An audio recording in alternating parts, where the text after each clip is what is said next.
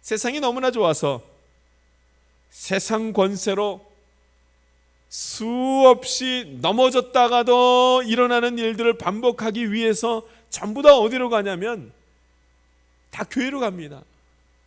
왜냐하면 교회를 통해서 성령님이 소망을 주시기 때문에 그렇습니다. 그래서 교회에서 회복받고, 교회에서 위로받고, 교회에서 용기를 얻고, 교회에서 담대함을 얻는 것입니다. 여러분, 소망은 교회에 있습니다.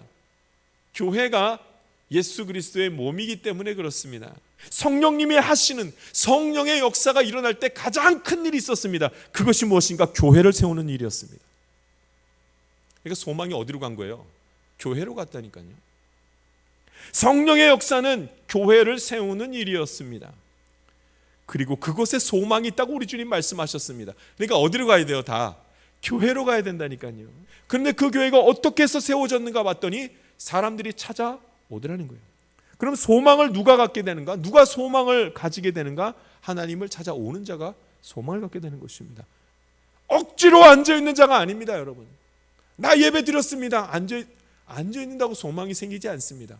주님께 찾아오는데 하나님을 찾는 자입니다. 말씀을 듣고 싶어하는 자가 소망을 갖게 되는 것입니다. 할렐루야. 예수 그리스도가 십자가에 못 박혀 죽으시고 하늘나라로 가셨는데 예수 그리스도에 대한 이야기를 하는 것이 얼마나 모호한 얘기겠습니까? 그랬는데 거침없이 담대하게 전했다. 누가 하신 거예요?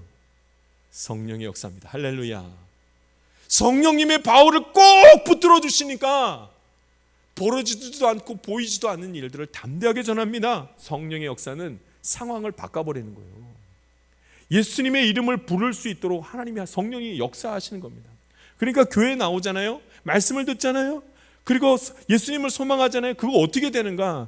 하나님의 은혜 가운데 머무는 일이 교회 안에서 어떻게 벌어지는가? 성령이 역사하셔서 상황을 바꾸시고, 그 다음에 성령이 역사하셔서 예수님의 이름을 부르게 하는 것입니다. 예수 그리스도가 소망입니다.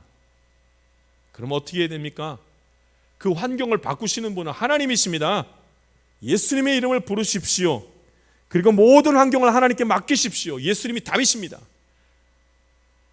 그래야지만 모든 문제가 해결됩니다. 자, 그런데 잘 못 맡기겠습니까? 예수님의 이름을 진정으로 의지하고 부르는 걸 잘 못하겠습니까? 무엇 때문인지 아십니까?